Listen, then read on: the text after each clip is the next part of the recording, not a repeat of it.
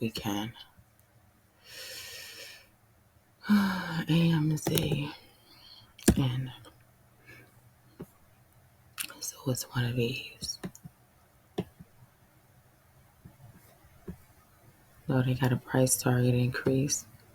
I can't find it, but it was open a second ago. So let's see it.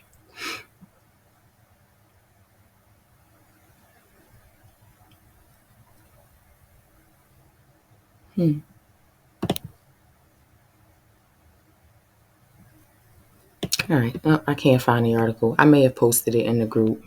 I definitely sent it to Russell because it made me think about Carvana, which took me over to look at the Carvana chart.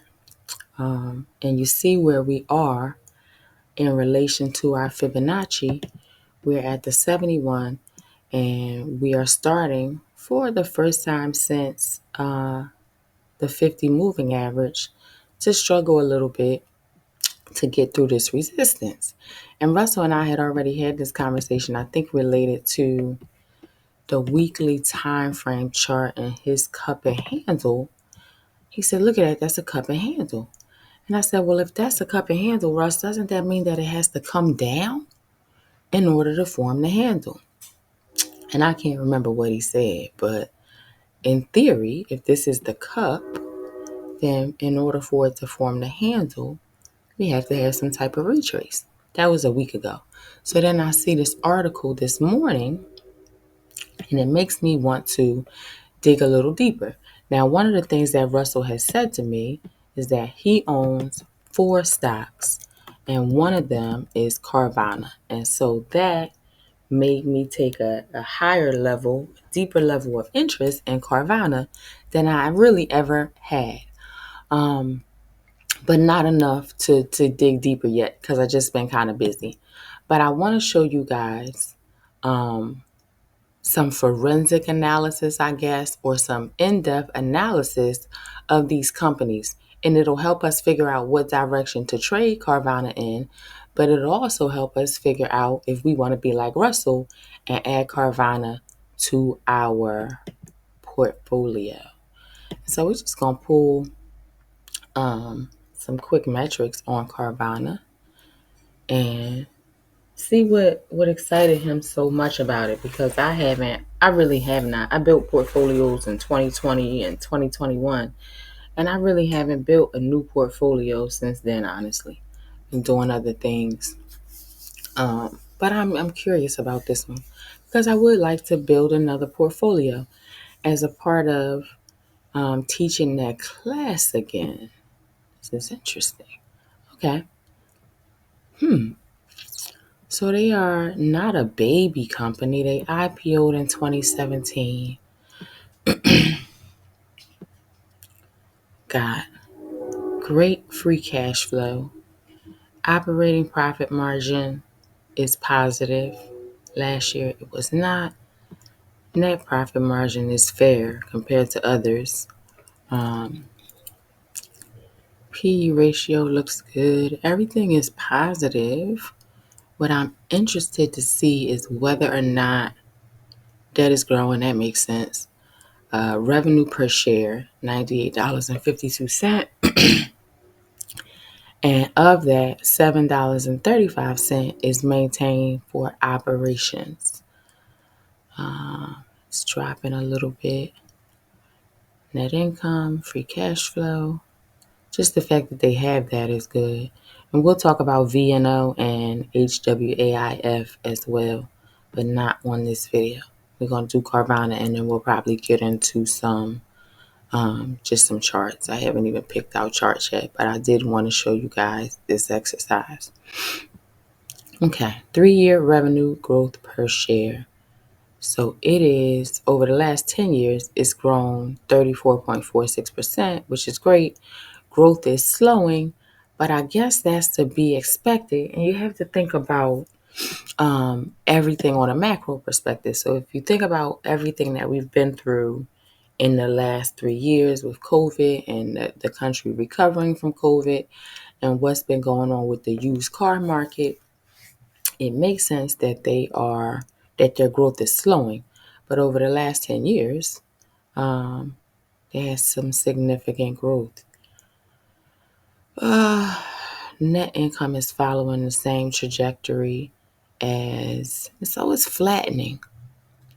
That's what I see, is that it is flattening. And that news from Amazon is, I would think, going to make a significant impact in its next 2 to 3 years, depending on how and when Amazon rolls this thing out. Operating cash flow is growing. We just want to see that it's positive. It was growing tremendously. Came down to something a little more reasonable, but now it's back on an uptick. No dividend from Carvana. That's not surprising. Let's talk about the D-score and Piotrowski score and the DCF difference. This is saying that it's overpriced, but I mean, I could believe that. I agree with that it's overpriced. And that is what takes me. Let me see if we have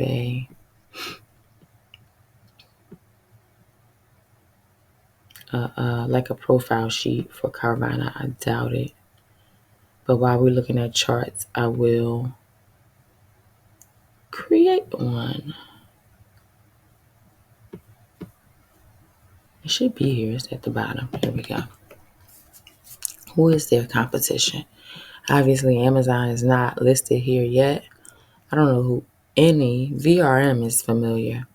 I don't know who any of these people are. E-commerce for buying and selling used cars, that we kind of know. 5 to 12 to 13, and then down to 8. Let's see what's changed up here. We got other and used vehicles, wholesale vehicle sales. So they have stopped. This is the kind of stuff that I pay attention to. For some reason, they stopped generating revenue from wholesale vehicle sales. Let's update the sheet because they're not going to be. To update ticker profiles. It's not going to be completely filled in. Gift, sell. So we'll come back. Give this a chance to finish, and then we'll come back. Let's just give the dashboard another once over.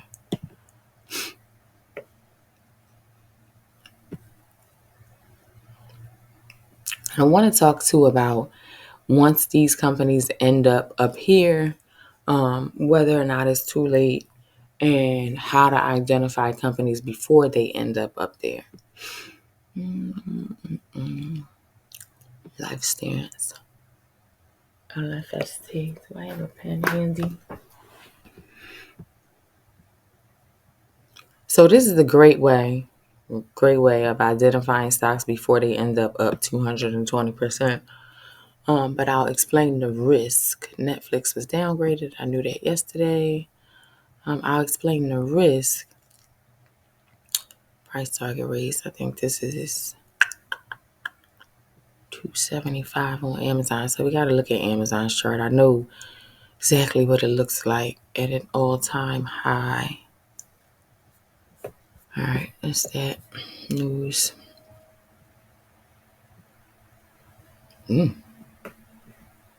Something I had not considered. Can NVIDIA stock crash take down the market? I mean, it's possible. It's definitely possible.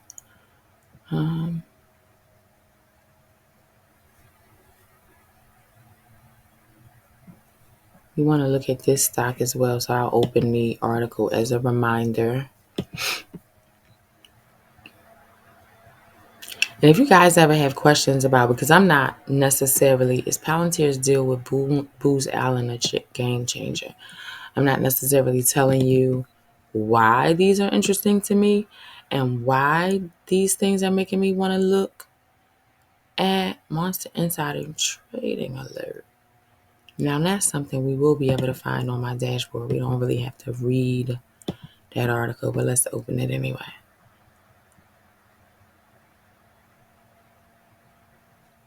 Poor little Tink Tink. Intel is just, Intel is pitiful in my opinion. but it might be a good trading opportunity. I looked at it yesterday. I looked at their options contracts. And they had some interesting volume, but on the put side. And I'm like, dang, if they go lower, geez. I want to see what these are.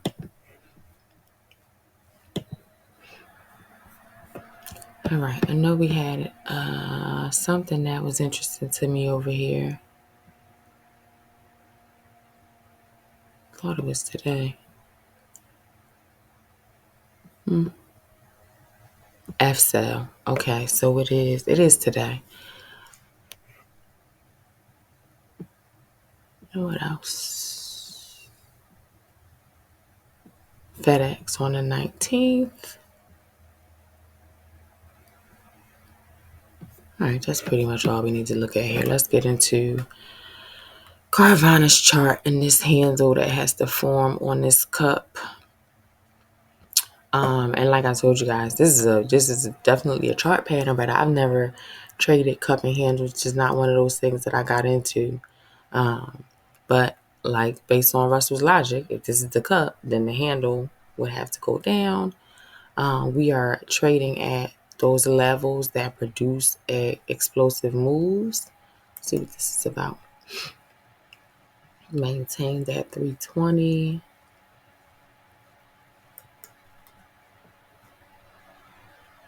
So we're at a level, we're on a bearish fib drawn from top to bottom, and we're at a level where we could possibly see an explosive move to the downside, and we're starting to consolidate on the weekly chart, which means, yep, a lot of candles on the lower time frames that are stuck in that range. Got everything bullish here, bullish stochastic, bullish moving averages.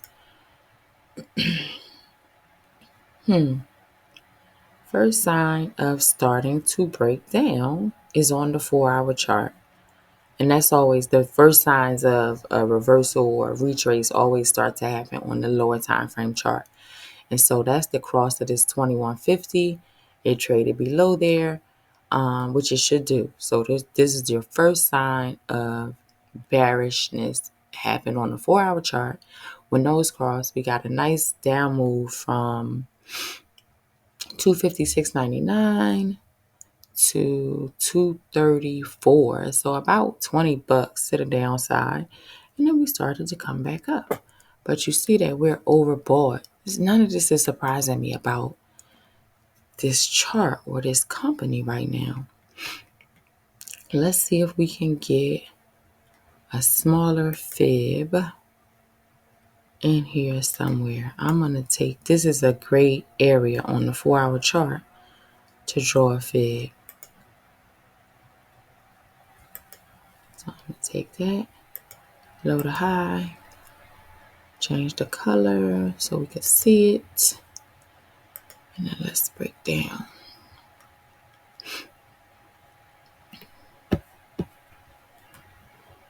So created the bullish move, drew the fib from low to high, and now we've just been stuck in this zone.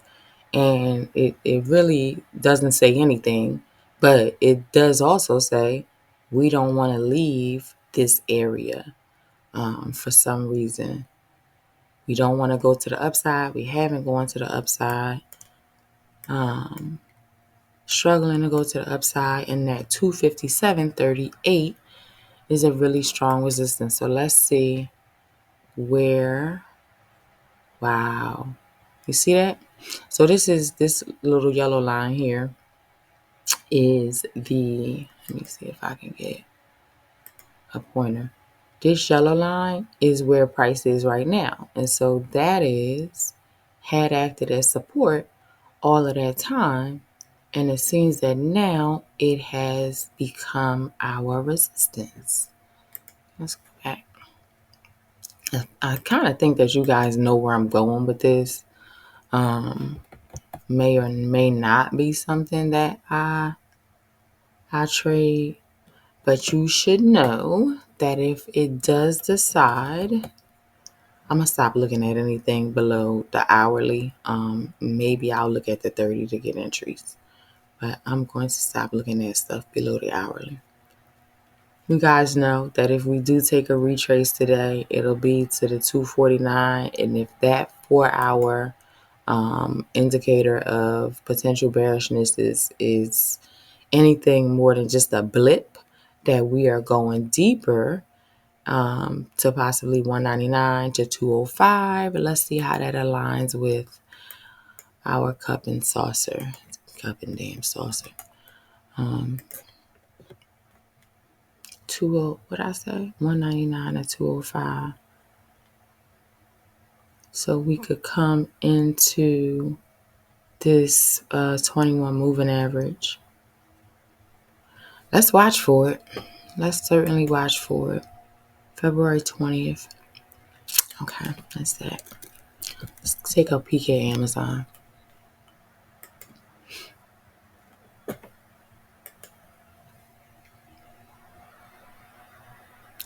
So this fib was from 2023.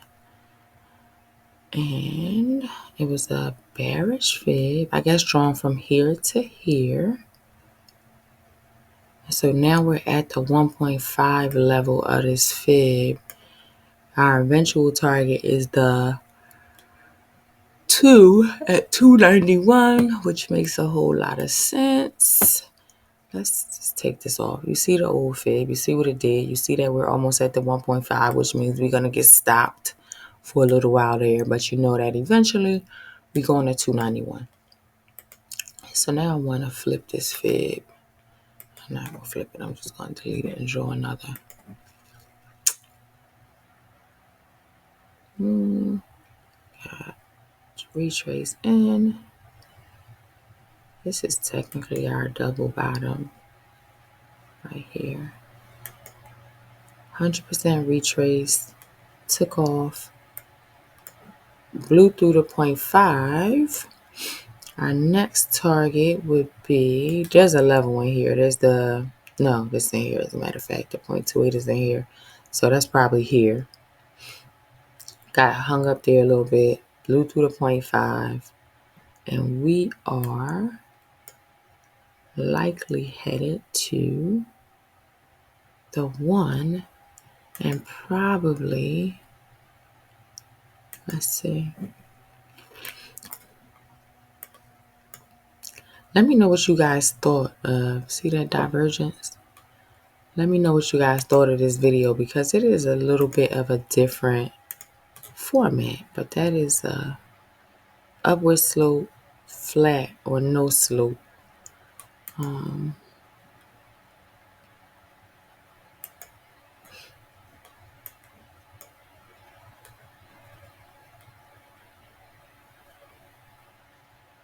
I would wait for a nice retrace on Amazon is what I'm seeing here. What else can we look at? Let's see if something else over here. We should look at Palantir. And I guess we should look at NVIDIA.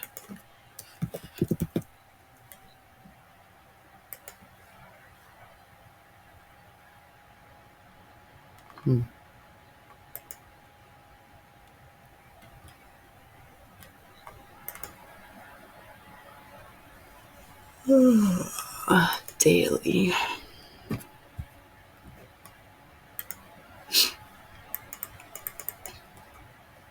Try to give you some commentary so you know what I'm thinking as I'm just sitting here staring at this chart.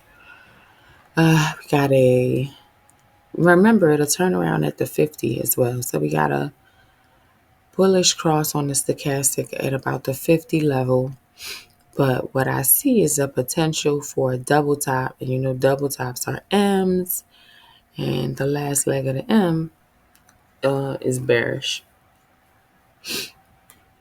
And today, this is a daily candle. So we have to see how today closes. These moving averages are close together, so that could go either way. Now, I am leaning I'm leaning in one direction or the other, but I won't say necessarily, because this could be considered a double top on the 4 hour. These are close together. This is a nice little short-term support or resistance. Remember we talked about the 4 hour, the 2150 cross on the 4 hour. But with these being close together like that, we could get an explosive move to the upside for some reason, or we could get a cross of the 2150 and a further breakdown in price. I think we're going to get the further breakdown in price. Honestly, let's see what this did. Traded up into the 618, 71 area. Make it bigger.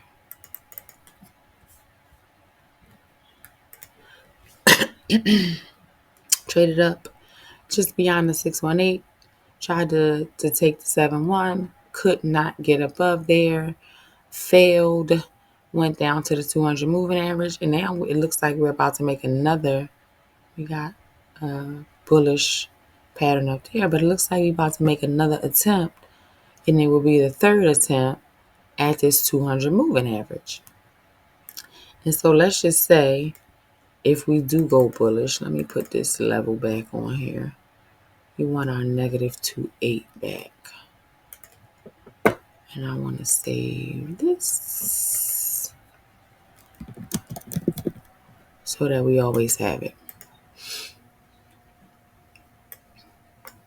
So if we take out the 0.236, we will be trying for the 0, which is the 68.807 level. But then there's a 0.28 level below that and a target of 0.5. We would have to look at the higher time frame to see if it would actually go that low. But I kind of don't doubt that it can happen. 68.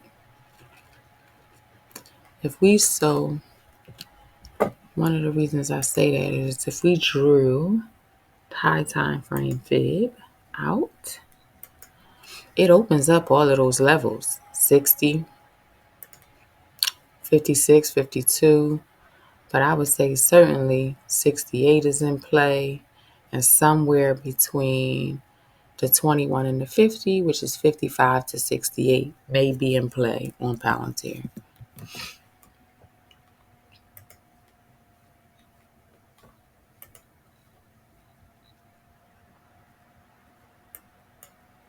Let's see where that fib came from. 1886. Where's that coming from? I honestly don't know what that is drawn on, so I'm just going to delete it.